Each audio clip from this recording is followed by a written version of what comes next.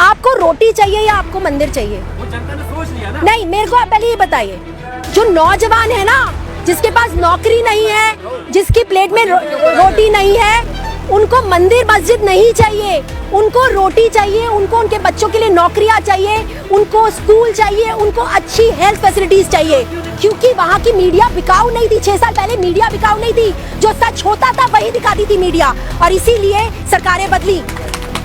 अब सरकारें क्यों नहीं बदलती, आप मुझे बताइए। अब सरकारें इसलिए नहीं बदलती क्योंकि मीडिया वो दिखाती है जो मोदी जी दिखाना चाहते हैं। मेजॉरिटी ऑफ लोग हैं, उनको जब धर्म की गुट्टी पिलाई जाती है ना, वो भूल जाते हैं कि मेरे बेटे के पेट में अभी तक रोटी नहीं गई है, मेरे बेटे को एजुकेशन नहीं मिली, मेरे बच्चे के पास नौकरी नहीं है।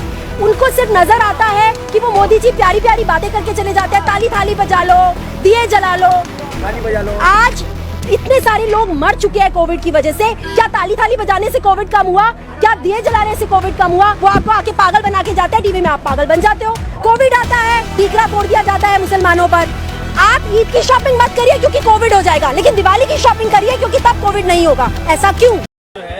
लोग उतर जाते हैं, हर चीज का विरोध, कोई कानून आएगा उसका विरोध, मीडिया का विरोध, यही चीज। अब आपने जो है उद्योगपतियों का विरोध करना शुरू कर दिया। इसीलिए बाबा रामदेव कह रहे थे कल कि कोई ऐसा व्यक्ति का बताइए, उसका नाम लीजिए जो देश का प्रतिनिधित्व कर सके। सर, आपसे मैं एक बात पूछना चाहती हूँ। 6 साल पहले जब कांग्रेस पावर में थी, 6 साल पहले इतने विरोध क्यों नहीं होते थे?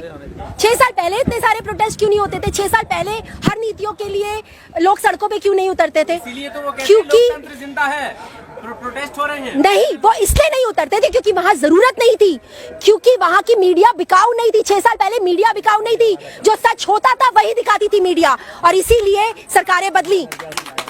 अब सरकारें क्यों नहीं बदलती, आप मुझे बताइए। अब सरकारें इसलिए नहीं बदलती क्योंकि मीडिया वो दिखाती है जो मोदी जी दिखाना चाहते हैं। तो जनता भी तो ऐसे देखना चाहती है ना। अगर जनता देखना छोड़ दे, मीडिया नहीं दिखाएगी। यही दुर्भाग्य है इस कंट्री का कि हमारे देश में हम लोग, शायद मैं अपने बारे में नहीं कहती, लेकिन जो मेजॉरिटी ऑफ लोग हैं, उनको जब धर्म की गुट्टी पिलाई जाती है ना, वो भूल जाते हैं कि मेरे बेटे के पेट में अभी तक रोटी नहीं गई है, मेरे बेटे को एजुकेशन नहीं मिली, मेरे बच्चे के पास नौकरी नहीं है। उनको वो धर्म में ही इतने मग्न हो जाते हैं। यही तो जानती है कि 1 महीने बाद सब भूल जाएंगे, कितना ही आंदोलन कर लो, 1 महीने बाद सब भूल जाएंगे। देखिए, सरकार को पता फीडबैक क्या है। देखिए, सरकार ने अभी तक जिनसे पंगे लिए उनसे पंगे लिए, इस बार पंगा उन्होंने अन्नदाता से लिया है। अगर अन्नदाता नहीं रहा, अगर अन्नदाता की नहीं सुनी, तो ये देश भी नहीं रहेगा। ये देश जो चल रहा है ना, वो अन्नदाता की वजह से चल रहा है, इन किसानों की वजह से चल रहा है। कैसे ये अन्नदाता उनके साथ है? जो सड़कों पे बैठे हैं ये सब उनके साथ है।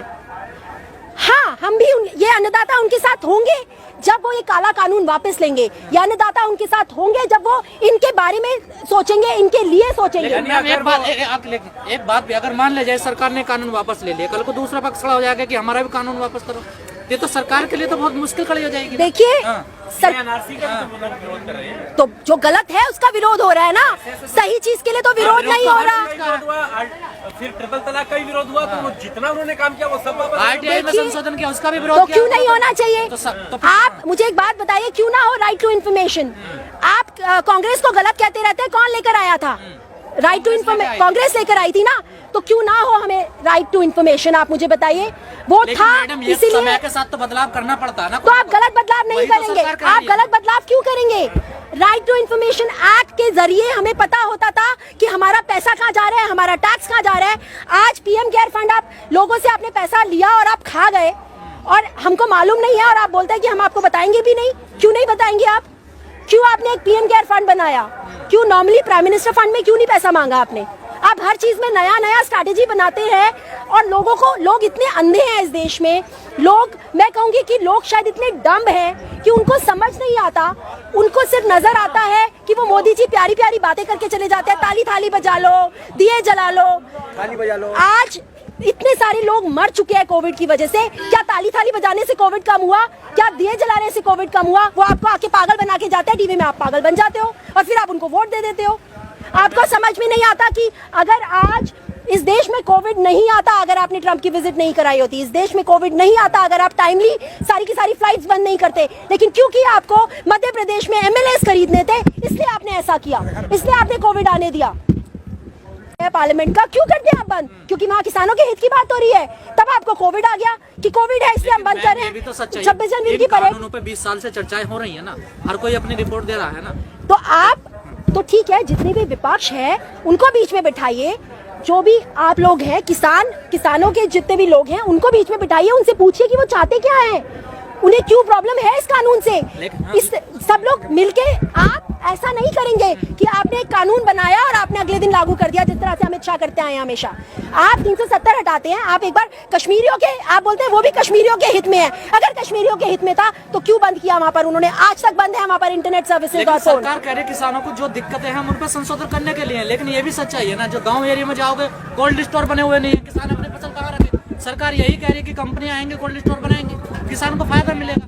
उसके लिए ऑलरेडी है ना, जो बीच में लोग हैं वो है ना। आप अंबानी अदानी के कोल्ड स्टोरेज क्यों बनवाना चाहते हैं? अडानी अंबानी थोड़ा कोई भी कंपनी आ सकती है, विदेश की आ सकती है, कहीं की तो भी आ सकती क्यों है। आए विदेश की कंपनियां?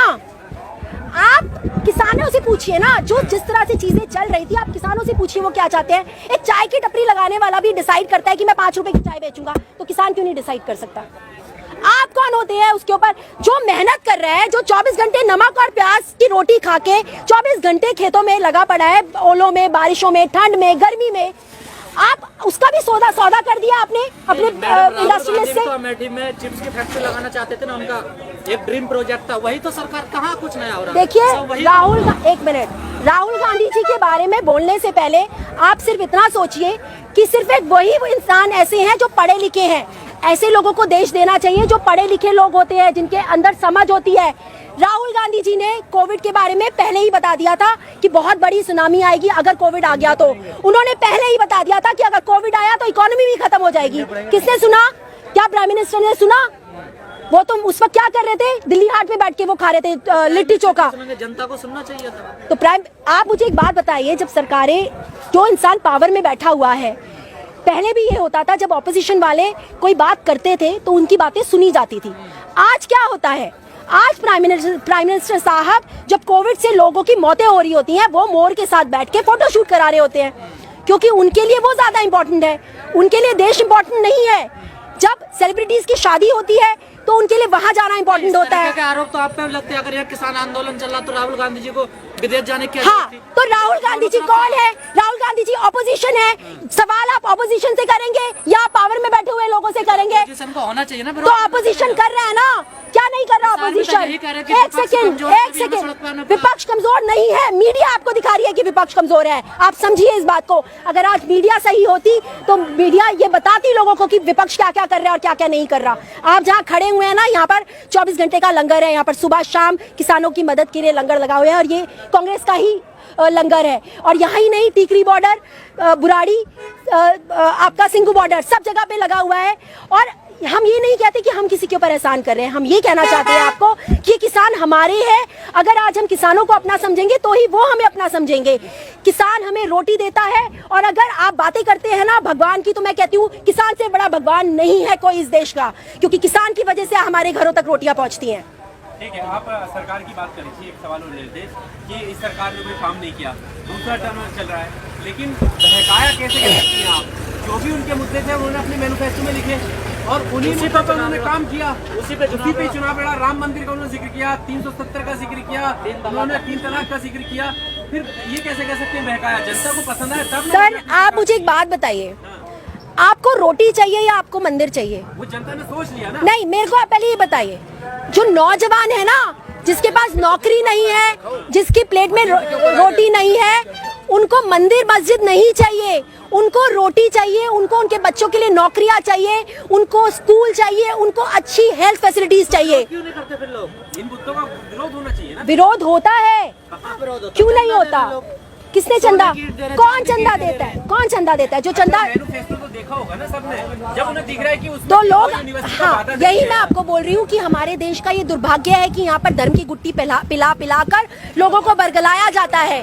और यही रीजन है कि आज जो हिंदू मुसलमान मुसलमान एकता होनी चाहिए थी, आज उसके टुकड़े टुकड़े कर दिया गया है। सेम जो अंग्रेजों के टाइम पर उन्होंने ये कहा था ना कि आपस में इनकी लड़ाई कराओ और उसके बाद देश पे कब्जा करो, वही चीज मोदी जी कर रहे हैं। जब से उनके पास सिर्फ और सिर्फ धर्म की गुट्टी के अलावा और बात होती क्या है। कोविड आता है, डीकरा फोड़ दिया जाता है मुसलमानों पर। आप ईद की शॉपिंग मत करिए क्योंकि कोविड हो जाएगा, लेकिन दिवाली की शॉपिंग करिए क्योंकि तब कोविड नहीं होगा। ऐसा क्यों? मैं खुद हिंदू हूँ। नहीं तो उनका तो रास्ता क्लियर है ना, वो तो किसी मुस्लिम को टिकट भी नहीं देते हैं। वो तो उन्हें तो फिर आप इसको पहले कहते हैं हमें ना कॉलेज बनाना ना स्कूल तो बनाना। आप इसको डेमोक्रेसी कैसे कहते हैं? और आप जो कांग्रेस पे आज आवाज उठा रहे हैं, जो उनके ऊपर सवाल उठा रहे हैं, आप देखिए कांग्रेस की सीनेट में, आप कांग्रेस की सीनेट में देखिए कि वहाँ हिंदू भी है, मुसलमान भी था, हमेशा से सिख भी था और ईसाई भी था। वो लोग धर्म की राजनीति नहीं करते, वो काम की राजनीति करते हैं, काम करते हैं, इसीलिए टिके हुए थे 70 साल तक। 70 साल की बातें करते हैं ना ये लोग, 70 साल तक थे यहाँ पर क्योंकि वो काम